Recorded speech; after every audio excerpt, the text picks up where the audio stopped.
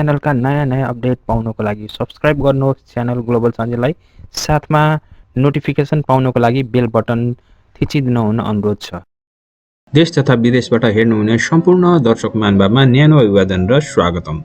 मित्रहरू, 21वटा कमर्सियल ब्याङ्कको 2079-80 क्वार्टर 3 को डाटा प्रकाशित भइसकेको छ र म आज यो भिडियोमा 21वटा ब्याङ्कहरू बीच कम्पेरिजन गर्नेछु। उनीहरूको तथ्याङ्क एनालाइसिस गरेर टप 3 ब्याङ्क र स्टक कुन हो इन्भेस्ट गर्नको लागि त्यो पनि रेकमेन्ड गर्नेछु।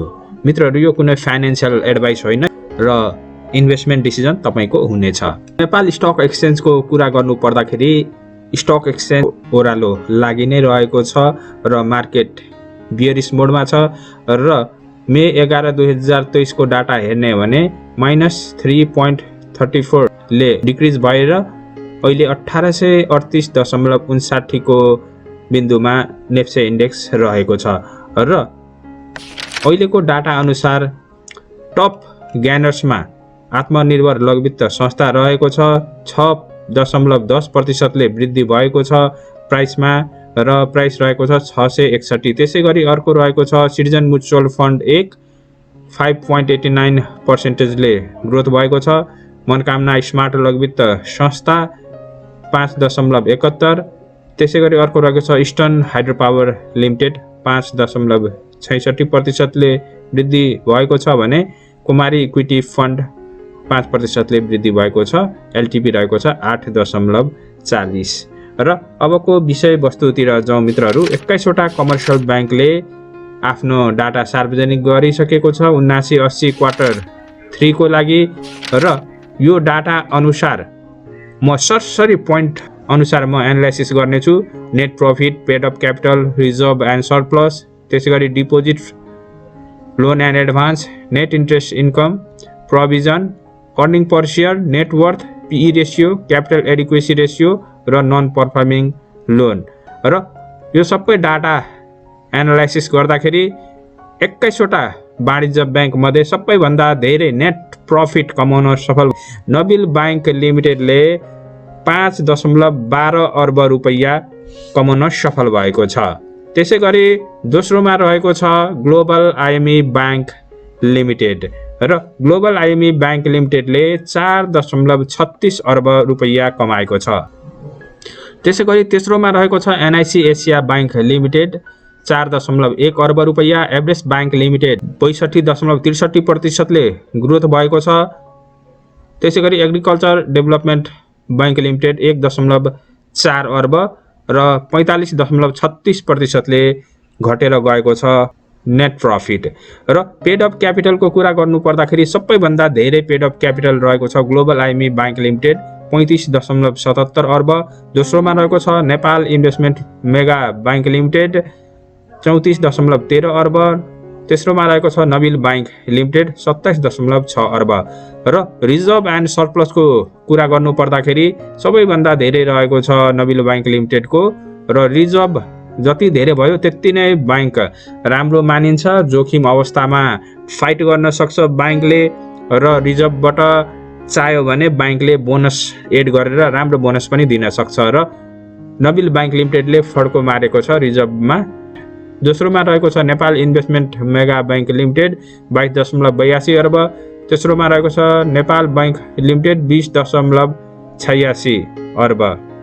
त्यसै गरी डिपोजिट जुन चाहिँ कारोबारको लागि एकदमै चाहिने कुरा हो, जति धेरै डिपोजिट भयो त्यति नै ब्याङ्कसँग पैसा हुन्छ र कारोबार सजिलै गर्न सक्छ र यो इम्पोर्टेन्ट इन्डिकेटर हो।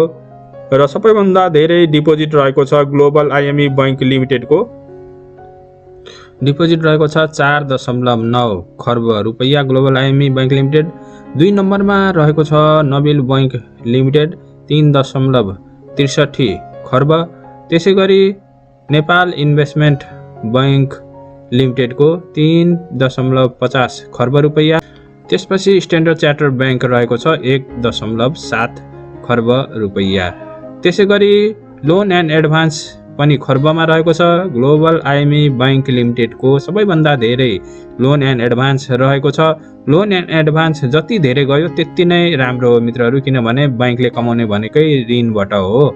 र ग्लोबल आइएमई बैंक लिमिटेडको 3.62 खर्ब रहेको छ। नबिल बैंक लिमिटेडको 3.23 खर्ब रहेको छ। नेट इन्ट्रेस्ट इन्कममा राम्रो रहेको छ नबिल बैंक लिमिटेडको 12.10 अर्ब। 2 नम्बरमा रहेको छ ग्लोबल आइएमई बैंक लिमिटेड 11.79 अर्ब। त्यसै गरी प्रोभिजन फोर पिरियड अर्बमा रहेको छ।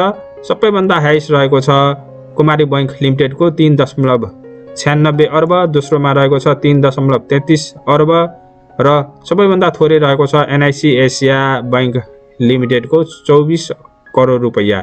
त्यसै गरी प्रति सेयर आम्दानी जुन चाहिँ एउटा ब्याकबोन हो कुनै पनि स्टकको ब्याकबोन अर्थात् मेरुदण्ड, एनआइसी बैंक लिमिटेड 46.29 प्रति सेयर आम्दानी रहेको छ।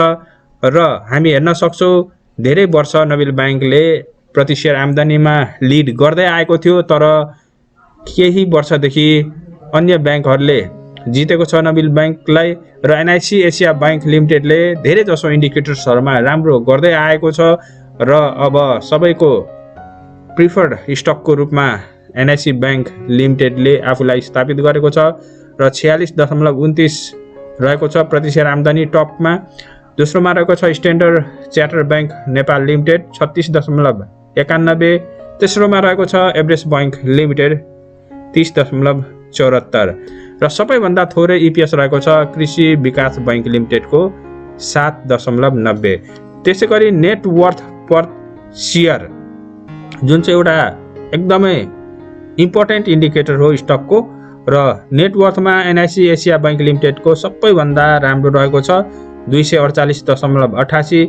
दोस्रोमा रहेको छ एग्रिकल्चर डेभलपमेन्ट बैंक लिमिटेड 242.68। तेस्रोमा रहेको छ नेपाल बैंक लिमिटेड 241.97 र सबैभन्दा थोरै रहेको छ कुमारी बैंक लिमिटेडको 140.29। अर्को रहेको छ पिई रेसियो, र पिई रेसियो जति थोरै भयो त्यति नै राम्रो हो। यदि पिई रेसियो थोरै छ भने त्यो चाहिँ स्टक सस्तो छ भनेर बुझ्नुपर्ने हुन्छ। तपाईले कुनै पनि स्टक कम्पेरिजन गर्दाखेरि पिई रेसियो पनि हेर्नु एकदमै जरुरी छ। यदि 5 वटा स्टक छ, अन्य इन्डिकेटरहरू सेम छ भने ती 5 वटा मध्ये सबैभन्दा थोरै पिई रेसियो कसको छ त त्यो स्टक चाहिँ राम्रो हो। र पिई रेसियो जति थोरै छ त्यो स्टक बजारमा त्यति नै सस्तो मूल्यमा तपाईले पाइराख्नु भएको छ भनेर बुझ्नु होला। र सबैभन्दा लोएस्ट पी रेसियो छ ग्लोबल आइएमई बैंक लिमिटेडको, त्यसैले यो अहिले अन्डर भ्यालुड छ ग्लोबल आइएमई बैंक लिमिटेडको उसको जुन इन्डिकेटर्सहरू छ त्यो कम्पेरिजन गर्दाखेरि। र प्राइम कमर्सियल बैंक लिमिटेड 11.96 रहेको छ पी रेसियो। त्यसै गरी capital adequacy ratio standard chartered bank Nepal लिमिटेडको 16.63% रहेको छ हाइएस्ट, र एग्रिकल्चर डेभलपमेन्ट बैंक लिमिटेडको 14.83 रहेको छ।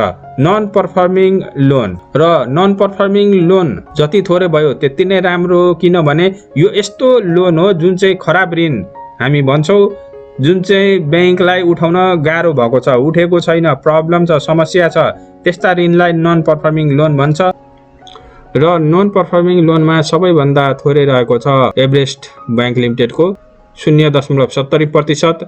त्यसै गरी सबैभन्दा धेरै नन पर्फर्मिङ लोन रहेको छ हिमालयन बैंक लिमिटेडको 4.56%। त्यसपछि दोस्रो नम्बरमा धेरै रहेको छ कृषि विकास बैंकको 4.35%। नोट डाउन गर्नुपर्ने कुरा मित्रहरू, यो नन पर्फर्मिङ लोन जति थोरै भयो त्यति नै राम्रो हो। त्यसै गरी सिडी रेसियोको कुरा गर्नु पर्दाखेरि सिटिजन बैंक लिमिटेडको सबैभन्दा हाइएस्ट सिडी रेसियो रहेको छ 90.69%।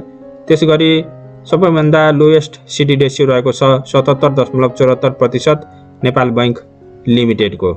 अब यो सम्पूर्ण डाटाहरू एनालाइसिस गर्दाखेरि 3 वटा स्टकहरू रेकमेन्ड गर्न सकिन्छ मित्रहरू। पहिलो रहेको छ नबिल बैंक लिमिटेडको, र नबिल बैंक लिमिटेडको तथ्याङ्क निम्न प्रकार रहेको छ किन चाहिँ यो प्रिफर्ड स्टकमा पर्न सफल भयो। नबिल बैंक लिमिटेडको सबैभन्दा राम्रो नेट प्रफिट रहेको छ 12 अर्ब रुपैयाँ तेस्रो क्वार्टरमा र नोबेल बैंक लिमिटेडको ग्रोथ 52.63% रहेको छ अघिल्लो आर्थिक वर्षको कम्पेरिजनमा। त्यसै गरी पेड अप क्यापिटलमा 27.6 अर्ब रुपैयाँ रहेको छ पेड अप क्यापिटल नोबेल बैंकको। त्यसै गरी नेट इन्ट्रेस्ट इन्कम 12.10 अर्ब रुपैयाँ कमाउन सफल भएको छ र रिजर्भ एन्ड सरप्लस पनि राम्रो रहेको छ 27.35 अर्ब रहेको छ। त्यसैले नोबेल बैंकको तथ्याङ्कले 1 नम्बरमा अहिले पनि नोबेल बैंक रहेको छ। 2 नम्बरमा रहेको छ global IME bank limited. Global IME bank लिमिटेडले 4.36 अर्ब रुपैयाँ नेट प्रफिट गर्न सफल भएको छ र यो 16.96% ग्रोथ भएको छ ग्लोबल आइएमई बैंक लिमिटेडको नेट प्रफिटमा र पेड अप क्यापिटल 35.77 अर्ब रुपैयाँ रहेको छ जुन चाहिँ स्ट्रङ क्यापिटल हामी भन्न सक्छौँ। ग्लोबल आइएमई बैंक लिमिटेडले डिपोजिटमा लिड गर्दै आएको छ र लोन एन्ड एडभान्समा पनि लिड गरेको छ राम्रो छ अन्य बैंक भन्दा र पी रेसियो पनि एकदमै फेभरेबल छ मित्रहरू। मैले अघि नै भनिसकेँ जति थोरै भयो पी त्यति नै राम्रो। ग्लोबल आइएमई बैंक लिमिटेडको 11.63 रहेको छ पी रेसियो एट्र्याक्टिभ भ्यालुएसन हामी मान्न सक्छौँ यसलाई र नेपाल इन्भेस्टमेन्ट मेगा बैंक लिमिटेडलाई 3 नम्बरमा राख्न सक्छौँ र नेपाल इन्भेस्टमेन्ट मेगा बैंक लिमिटेडले 4.1 अर्ब रुपैयाँ नेट प्रफिट कमाउन सफल भएको छ र यसको पेड अप क्यापिटल रहेको छ 34.13 अर्ब स्ट्रङ क्यापिटल रहेको छ। त्यसै गरी डिपोजिटमा तेस्रोमा परेको छ नेपाल इन्भेस्टमेन्ट बैंक लिमिटेड 3.50 खर्ब रुपैयाँ र रिजर्भ एन्ड सरप्लसमा 22.82 अर्ब रुपैयाँ रहेको छ। त्यसैले 3वटा टप 3 स्टकमा नोबेल बैंक 1 नम्बरमा, 2 नम्बरमा ग्लोबल आइएमई बैंक लिमिटेड र नेपाल इन्भेस्टमेन्ट बैंक लिमिटेड 3 नम्बरमा रहेको छ। हस्त मित्रहरू भिडियो हेर्नुभएकोमा धेरै धेरै धन्यवाद र यस्तै रोचक भिडियो हेर्नको लागि च्यानललाई सब्स्क्राइब गर्न नभुल्नुहोला। Thank for watching this video.